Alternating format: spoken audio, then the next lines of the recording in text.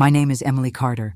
I'm 34 years old, and if you had asked me a year ago what my biggest worry was, I probably would have said paying the electric bill on time. But today, when I look back, there was one single moment that flipped my world upside down and set me on a path I never imagined. You see, my husband's family never really accepted me. And last summer, they made it clear in the cruelest way possible. They excluded me from their fancy yacht trip, a tradition they held every year like some exclusive royal gathering. But here's the twist that none of them saw coming. When the yacht staff welcomed everyone aboard, their voices rang out with words that made every jaw drop. "Welcome aboard, owner." That's right. The very yacht they tried to ban me from stepping foot on was mine, and only mine. Before I tell you how we got to that surreal scene, you need to understand the messy backstory, the life I lived before all of this wealth, power, and clarity landed in my lap. I grew up in a small town on the Oregon coast, the daughter of a mechanic and a diner waitress. We weren't poor in love, but we were poor in everything else. My childhood memories are full of the smell of fried bacon clinging to my mom's apron, and the sound of my dad's hands cracking open stubborn engine parts late into the night. College was never a guarantee, but I fought for scholarships, worked 3 jobs, and managed to graduate in accounting. That degree was supposed to change everything, but what it gave me was a mountain of debt and a job in a gray cubicle where fluorescent lights buzzed like flies and coffee cups piled up faster than promotions. Life was ordinary, sometimes exhausting, sometimes lonely, but I managed. Then I met Ryan, my husband. He was charming in a quiet, thoughtful way, different from the arrogant guys I had dated before. We met at a charity fun run, me, red-faced and out of breath, him handing out water bottles for his family's foundation. His last name, of course, carried weight in Portland. The Winthrops were a well-known family, involved in real estate, investments, and a kind of generational wealth I had only ever read about. Ryan never flaunted it, and maybe that's why I let my guard down. Within 2 years, we were married, and that's when my life truly became complicated. You see, marrying into the Winthrop family didn't mean I gained a new family. It meant I walked into a kingdom where I would always be the outsider. His mother, Clarissa, was the queen bee of the clan, always impeccably dressed in silk scarves and pearls, her perfume so strong you could smell her coming before you saw her. She had this way of looking at me that said, Ryan could have done better. His father, Charles, was colder, the type of man who believed business was life and emotions were weakness. He never said anything cruel directly, but every dinner was a subtle interrogation into my worth, my career, my family background. And then there was Sophie, the infamous sister-in-law. Sophie was Ryan's older sister, elegant, blonde, always with a glass of champagne in hand, and a laugh that carried just enough venom to cut. From the first day we met, she treated me as though I had stolen something from her. Maybe it was her brother's affection. Maybe it was the spotlight she was used to owning. But whatever it was, she never hid her disdain. At family gatherings, she would lean close to Ryan and whisper little barbs, always loud enough for me to catch. "Do you think Emily's dress is appropriate for this dinner?" Or, some people just aren't cut out for this kind of lifestyle. Over time, I built armor. I smiled politely. I worked harder at my job. I tried to prove my value. But no matter what I did, I remained the outsider. I wasn't born into money. I didn't speak the coded language of hedge funds and private schools. And I didn't have the polished sheen they all seem to wear like second skin. Instead, I had grit and I clung to it. My apartment before Ryan was a 1-bedroom walk-up with squeaky floors, and I drove an ancient Honda Civic that screamed whenever I shifted gears too fast. Even after marrying into their wealth, I kept some of my frugal habits, clipping coupons, brewing coffee at home instead of splurging at Starbucks, scanning grocery store flyers for sales. They mocked me for it. "Isn't it cute?" Sophie once sneered. She still cares about saving 20 cents on paper towels while living in a house with marble floors. They laughed, but I never did it for them. I did it because I knew deep down that security didn't come from money. It came from knowing how to survive without it. My parents had taught me that lesson in ways I would never forget. At first, Ryan defended me, telling his family to back off. But over time, the constant tension wore him down, and I saw less and less resistance. He wanted peace, harmony, to keep his family ties intact. I understood, but it hurt. It felt like I was fighting a war alone. Then came the invitations. Family ski trips, lavish holiday parties, summer vacations on their private yacht that moored in the harbor like some floating palace. Sometimes I was invited, but the stares and whispered comments made me feel like I was invisible, or worse, tolerated. Other times, the invitations conveniently got lost. And then, last summer, Sophie made it explicit. She told me to my face that I wasn't welcome on the annual yacht trip. "This is family only," she said, her smile sharp. "It's tradition. You understand, right?" Ryan, caught between us, didn't say a word. My heart clenched, but I smiled. "Of course," I said softly. "Family only." What they didn't know was that just months before, my life had changed in a way none of them could have predicted. A secret I carried alone, heavy but empowering. A secret that would turn their smug laughter into stunned silence. Because while they thought I was nothing more than an outsider scraping by, I had quietly become the one person in the family with the ultimate power. And it all started with a single phone call one rainy Tuesday evening that would change everything. The phone call came on a Tuesday evening, the kind of night where the rain hammered so hard against the windows that the sound drowned out the TV. I remember sitting at the kitchen table, bills spread out in front of me like a bad hand of cards. Ryan was working late, as usual, and I had just finished calculating how to stretch our budget through the next month without dipping into savings. My cell phone buzzed, and the caller ID flashed a name I hadn't thought about in years, Uncle Thomas. He was my mother's older brother, a man who had lived most of his life out of sight and out of reach. The family whispered about him, eccentric, wealthy, reclusive. He never married, never had kids, and though I'd met him a handful of times as a child, our lives had never overlapped. I hesitated before answering, half expecting it to be a mistake. But when I picked up, his voice was there, raspy but warm. "Emily," he said, "it's been too long." At first, the conversation was awkward, full of small talk and long pauses. But then his tone shifted. "I don't have much time left," he admitted, his words cutting through the static of the line. "And I want you to know I've made arrangements. You've always been different from the rest, humble, hardworking. I see more of myself in you than anyone else in this family. That's why I've left everything to you." My breath caught in my throat. "Everything?" I asked, barely able to process. He chuckled, a tired sound. "Yes, Emily. The house in Newport, the investments, the yacht, it's all yours. You'll get the paperwork soon. Don't argue. It's done," I stammered, trying to find words, but he continued, his voice fading. "Promise me one thing. Don't let money change you. Let it free you." And then the line went dead. For a long time, I just sat there, staring at the phone, my heart pounding louder than the rain. Was this real?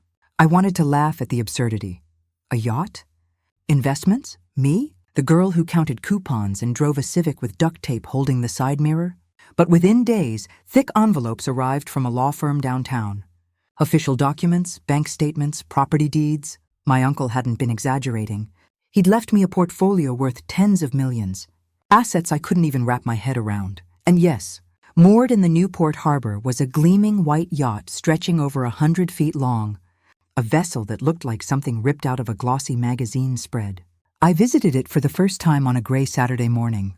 The harbor smelled of salt and diesel, and gulls screeched overhead. As I walked down the dock, I felt like an imposter, my cheap sneakers squeaking against the planks. But then I saw her, the yacht. Her name, painted elegantly on the stern, read Liberty's Grace.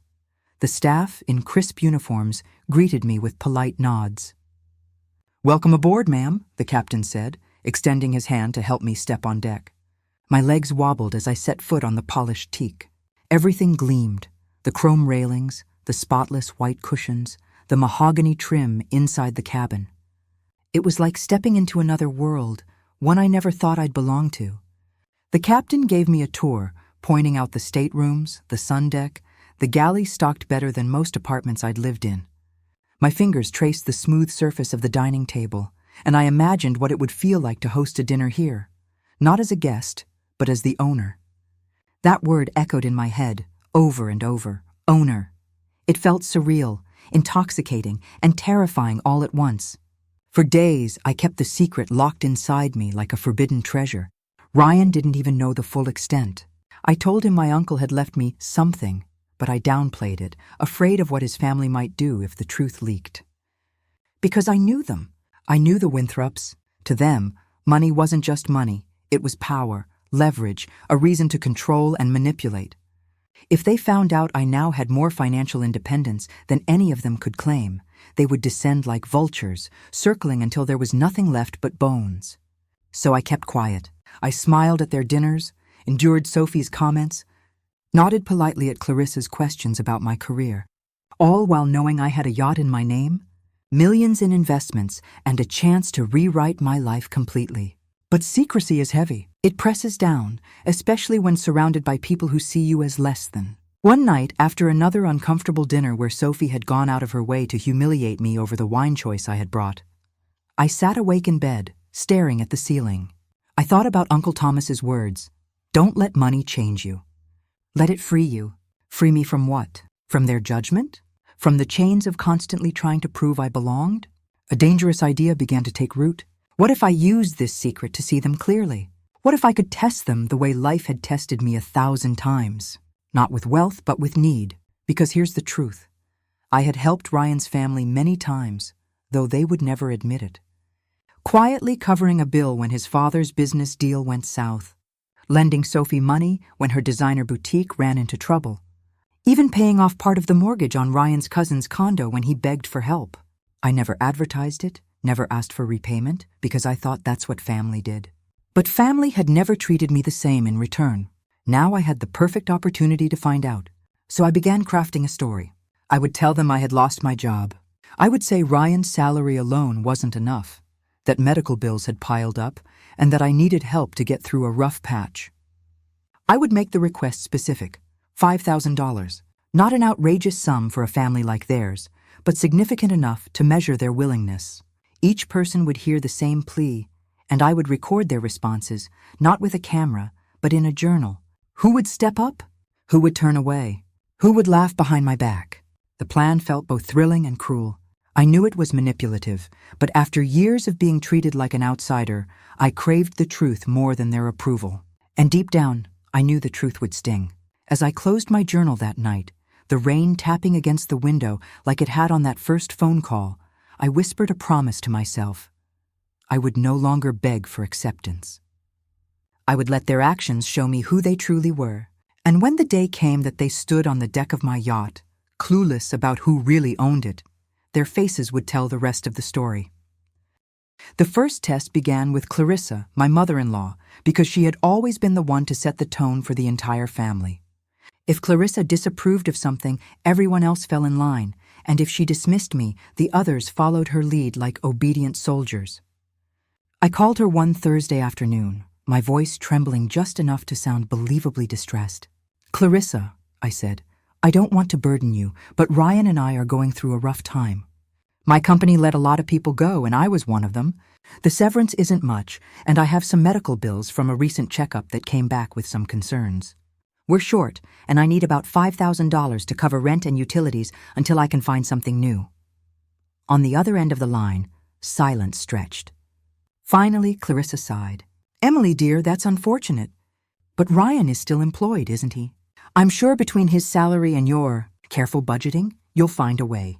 We're making some big renovations to the lake house right now, and it's not a convenient time for us. Perhaps you could consider moving into something smaller, more affordable. Downsizing is very fashionable these days." Her voice carried that sharp sweetness, like honey hiding poison. She ended the call with a promise to pray for us, but no offer of money. I wrote her response down in my journal. Concern masked with judgment, no actual help offered. Next came Charles, my father-in-law. We met for coffee downtown, in one of those glass-walled cafes he favored, the kind with lattes that cost more than a full meal at the diner where I grew up. I told him the same story, keeping my eyes lowered, letting my hands shake slightly as I stirred my coffee. He listened, stone-faced, and when I finally asked if he could lend us $5,000, he leaned back and steepled his fingers. "Emily, financial responsibility is a lifelong discipline. If you had maintained a proper emergency fund, this situation wouldn't exist. It would be a mistake for us to interfere. You must learn from this."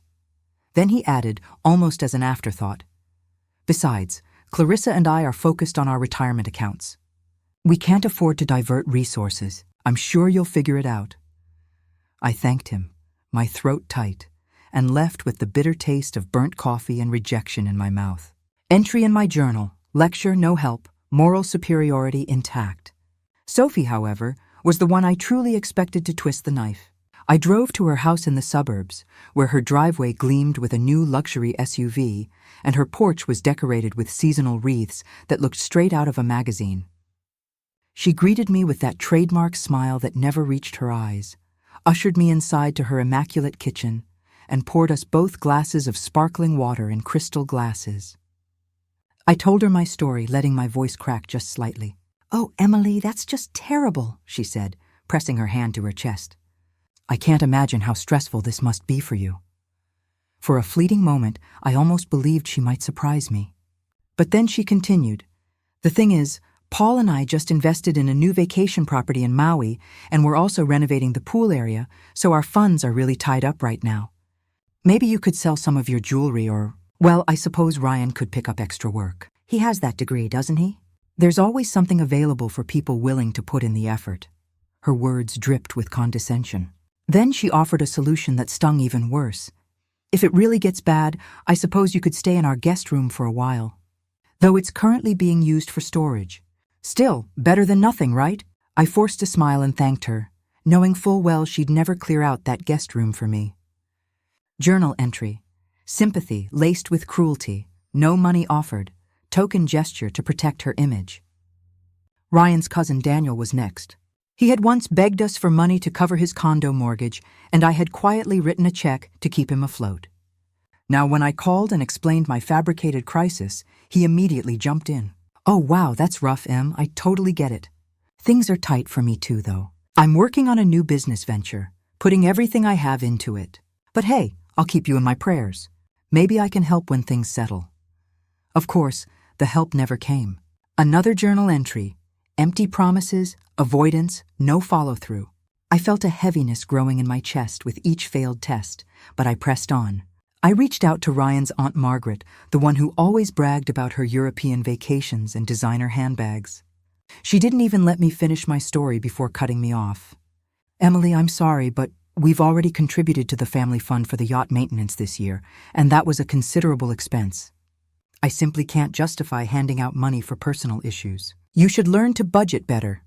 The family fund.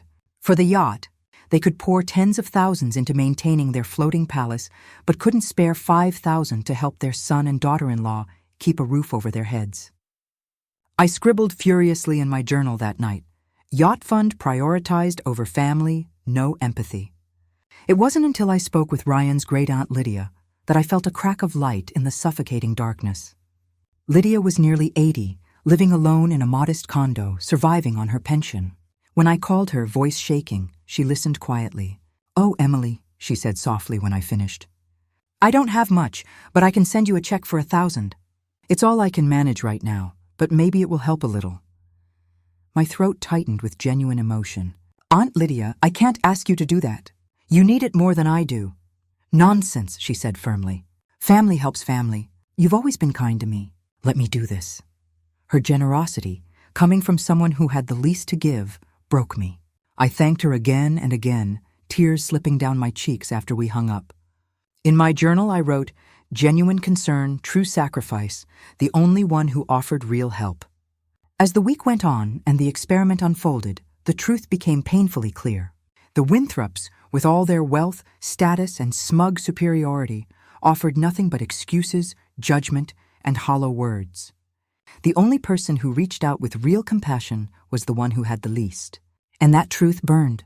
Each night I reread my journal, my pen scratching across the pages like a knife carving into wood. The results were undeniable. They had excluded me from their family, from their traditions, from their so-called loyalty. Now I had proof, and soon I would have my moment, because the yacht trip they had so proudly barred me from was coming up. And when I stepped onto that deck, not as a guest, but as the owner, the mask would finally fall from their faces. The night after Aunt Lydia's call, I sat on the balcony of our house with a glass of wine in my hand and the sound of crickets filling the air, thinking about everything I had discovered. The journal lay open on the table, filled with rejection after rejection, each excuse more cutting than the last, each conversation proving what I had always known in my gut, that to the Winthrops I was never family, just a tolerated accessory attached to Ryan. And yet, there in the middle of all that coldness was one shining entry. Lydia, the woman with the least, had given the most, not because she had it to spare, but because her heart was genuine. The weight of her kindness pressed on me, heavier than the yacht's anchor, and I realized I couldn't keep this secret from her. The next afternoon I drove to her condo, a modest brick building surrounded by flower beds she tended herself.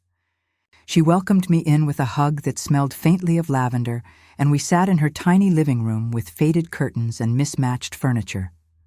"You look tired, dear," she said, pressing a cup of tea into my hands. My throat tightened as I held the steaming mug. "Lydia," I began, "there's something I need to tell you, something I haven't told anyone else, not even Ryan." Her eyes, clouded with age but still sharp, fixed on me patiently. "Go on, child." I took a deep breath. I lied. I didn't lose my job, and I don't need $5,000.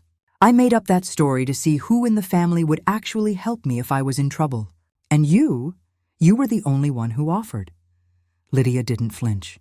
She simply set her teacup down and nodded slowly. "I suspected as much," she said softly. The story didn't quite add up. But I didn't care. I wanted to help because I know what it feels like to be dismissed, to be on the outside looking in. Her words pierced me, and I blinked back tears. "There's more," I whispered. "Uncle Thomas passed away a few months ago. He left everything to me. The properties, the investments, even the yacht the family worships like a shrine. It's all in my name now." For the first time, Lydia's eyes widened, and she leaned back in her chair, her hand going to her chest. "My goodness," she breathed. "So all this time, you've been the one holding the keys to their empire." "Yes," I said, the confession tumbling out like a dam breaking. "And I didn't tell them because I knew exactly how they'd react. They'd see me as a resource, a walking bank account, not as Emily. I wanted to know who truly cared about me before I revealed anything." Lydia was quiet for a long moment, then reached across the table and took my hand in her frail but steady grip. "Emily, wealth doesn't change people. It reveals them. What you've done, testing them, it may seem cruel, but it has given you clarity. Now you know who stands with you when there's nothing to gain." Her words echoed in my chest, the same lesson Uncle Thomas had tried to pass down. "But what do I do now?" I asked, my voice cracking. "The yacht trip is next week, and they've already made it clear I'm not welcome. Sophie said it herself, family only. Should I confront them? Should I stay quiet? Should I just walk away?" Lydia's lips curved into a small smile, one that carried both mischief and wisdom. "You don't need to scream or fight to prove your worth. All you need to do is show up. Let them see the truth for themselves. Sometimes silence and presence are louder than words." That night I couldn't sleep, the plan swirling in my mind. The image of Sophie's smug smile replayed over and over, followed by the imagined look on her face when the staff greeted me not as an intruder, but as the rightful owner. I pictured Clarissa's pearls clattering against her neck as she turned pale, Charles fumbling for words, the cousins exchanging nervous glances. The thought didn't just thrill me, it steadied me. For the first time in years, I felt the scales tipping in my favor. Over the following days, I met with lawyers and financial advisors to ensure everything was airtight. The yacht, Liberty's Grace, was legally mine, registered under my trust, untouchable by anyone else. I even arranged with the captain to be present for the trip, to prepare the staff for the moment of revelation. "You want us to greet you formally as the owner, in front of the family?" the captain asked, his brows lifting. "Yes," I said firmly. "I want no ambiguity. They need to know whose name is on the deed." He nodded, a faint smile tugging at his lips. "It will be my pleasure, ma'am." The night before the trip, I visited Lydia once more. She had baked me a loaf of banana bread, the kind with walnuts that she knew I loved. We sat together in her kitchen, and she placed her hand over mine. "Are you ready?" she asked. "Ready as I'll ever be," I replied. "But I'm scared too. What if this destroys whatever thin ties we have left? Child, she said gently, ties built on disdain aren't worth saving. Let this be your freedom. Her words settled over me like a blessing. Driving home, I passed the glittering lights of downtown, the expensive restaurants and shops where the Winthrops thrived, and for once, I didn't feel like an outsider. I felt like someone holding a secret power, not to flaunt, but to wield with purpose. That night, as I packed my bag for the yacht trip they had tried so hard to keep me from, I slipped Lydia's banana bread into the side pocket. A reminder of what real family looked like. In the mirror, I caught my own reflection and whispered, "Tomorrow, everything changes."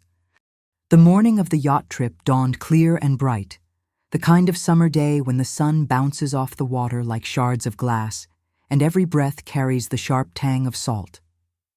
Ryan was tense as he drove us down to the harbor, his hands gripping the wheel too tightly. He hadn't wanted me to come, knowing what Sophie had said, knowing how his parents would react, but I insisted. "Trust me," I told him softly. "I have every right to be there." He didn't press further, though confusion flickered in his eyes.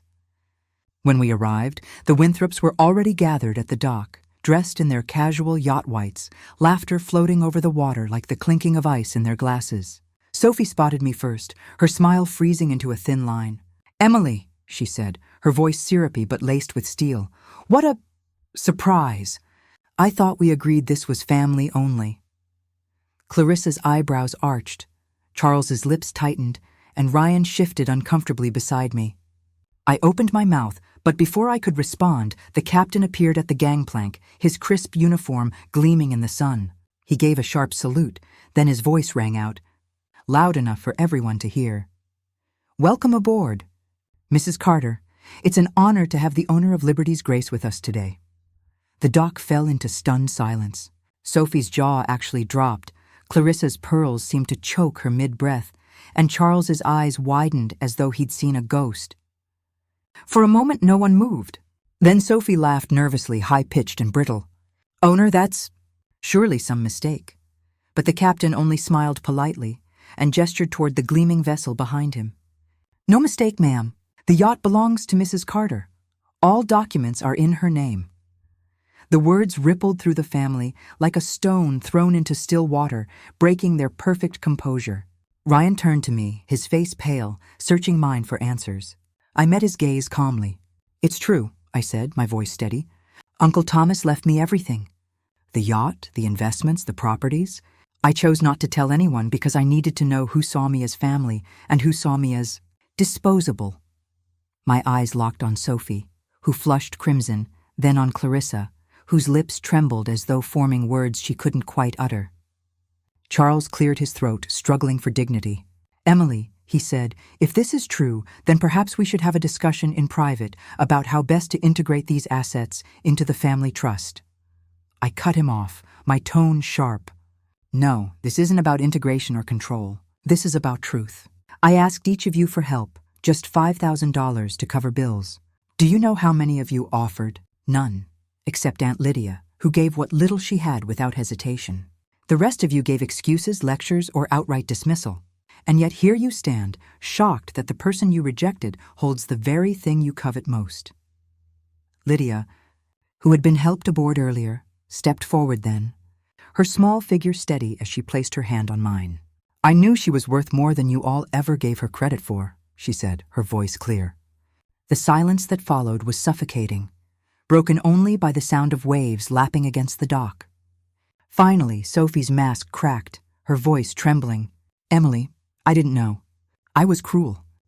Save it," I said firmly. "I don't want apologies born out of shock or greed. I wanted to see who would stand by me when I had nothing. Now I know. Money didn't change you. It revealed you." With that, I turned to the captain. "Prepare to set sail." He nodded, and the crew began their efficient flurry of activity. The Winthrops hesitated, caught between pride and the lure of the yacht, but when the gangplank was raised, I didn't stop them from boarding. Let them come.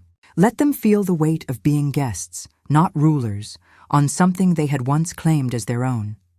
As Liberty's Grace glided out into open water, I stood at the bow, the wind whipping through my hair, the horizon stretching endlessly ahead. Behind me, hushed arguments broke out among the family, but I let them fade into the background. For once, I wasn't chasing their approval. I wasn't begging for a seat at their table. I was setting my own. Later, when we anchored in a quiet cove, I pulled Lydia aside and pressed a folded envelope into her hands. Inside was a check that would change her life. "This is for you," I said. She shook her head, tears brimming. "Emily, I can't accept this." "Yes, you can," I insisted. "You showed me what family really means. This isn't charity, it's gratitude." She hugged me tightly, her frail arms surprisingly strong. That moment, surrounded by glittering water and the muffled sounds of a family forced to confront their reflection, I felt lighter than I had in years. Later that evening, as the sun melted into the sea, painting the sky in streaks of gold and crimson, I gathered everyone on the deck. "This yacht," I said, my voice carrying over the gentle crash of waves, "isn't just a symbol of wealth. It's a mirror. It showed me who you are when you think someone has nothing to offer. And now it will carry me forward into a future where I choose my own family. Blood doesn't make family. Loyalty does. Compassion does." I let the words sink in, then turned toward the horizon.